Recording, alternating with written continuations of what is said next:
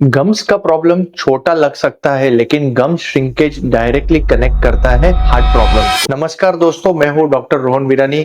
बहुत ही गंभीर विषय डिस्कस करने वाले हैं, क्योंकि काफी लोग ये समझते हैं कि गम्स यानी कि मसूड़ों का नीचे जाना, श्रिंक होना एक तरह से नॉर्मल है।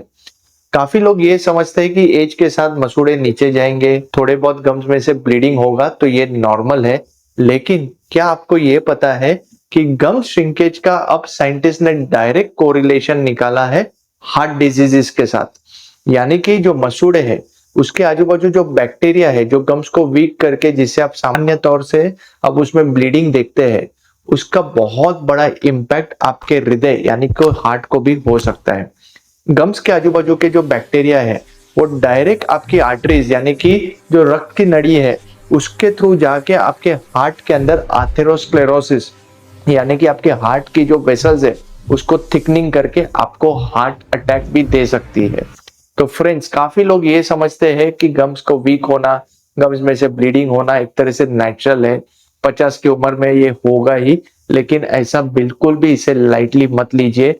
सी रिएक्टिव प्रोटीन जो साइंटिस्ट ने ढूंढा है, जो कि पेरियोडोंटल डिजीजेस यानी कि गम्स के प्रॉब्लम में जो इस प्रोटीन की मात्रा बढ़ जाती है वो डायरेक्ट कनेक्ट करती है हार्ट प्रॉब्लम्स के साथ।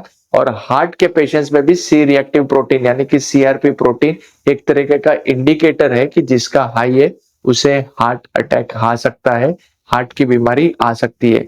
तो डायरेक्ट कोरिलेशन पाया गया है जहां पे मसूड़े वीक हो सकते हैं।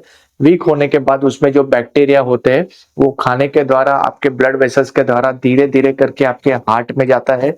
हार्ट में पहुंचने के बाद जो हार्ट की नड़िया है उसे सिकुड़ कर उसे छोटा कर देते हैं और उसी से डायरेक्ट आथेरोस्क्लेरोसिस और उसके बाद हार्ट अटैक आ सकता है। तो आपने ये समझ लिया कि ये जो विषय है ब्लीडिंग गम्स, ये दिखता छोटा है, पेनलेस होता है, लेकिन इसे बहुत ही सिंसियरली लेना पड़ सकता है। तो आप क्या कर सकते हैं जिसमें आपको और आपके फैमिली मेंबर्स को इस तरह के प्रॉब्लम को झुलना ना पड़े? तो नंबर 1, ये वीडियो आप अपने फैमिली मेंबर्स में जरूर शेयर कीजिए, जिनसे उनको भी पता चलेगा कि ये जो गम ब्लीडिंग है जिसमें पेन नहीं होता है, बहुत ही सिंपल सिचुएशन नहीं है। ये एक तरीके का इंडिकेटर है, मार्कर है, जिसको आपको लाइटली नहीं लेना। नंबर 2, इमीडिएटली आप विटामिन सी कंजम्पशन यानी कि जहां पे भी ऐसे पदार्थ है, मान लीजिए ऑरेंजेस है, नींबू है, इस तरह के पदार्थ का सेवन इंप्रूव कीजिए, इंक्रीज कीजिए, जिससे कि आपका गम की हेल्थ इंप्रूव हो सकती है। नंबर 3, आप अपने डेंटिस्ट के पास जाके रूटीन क्लीनिंग करवाइए, जिससे गम्स के आजू बाजू के बैक्टीरिया है वो कम हो जाए और जिससे आपका ब्लीडिंग का प्रॉब्लम कम हो जाए और ये बैक्टीरिया आपके हार्ट तक नहीं पहुंच पाए।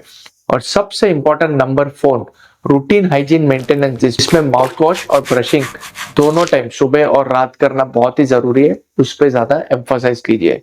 सिंपल चीजें हैं, लेकिन इंफॉर्मेशन नहीं होने के वजह से काफी बढ़ जाती है। तो ये मैं आशा करता हूँ ये जो वीडियो मैंने बनाया है गम हेल्थ के बारे में, ये आपको काम आया रहेगा। इसी तरह के इंफॉर्मेटिव वीडियोस हम आप तक लाते रहेंगे। Till next time, thank you very much.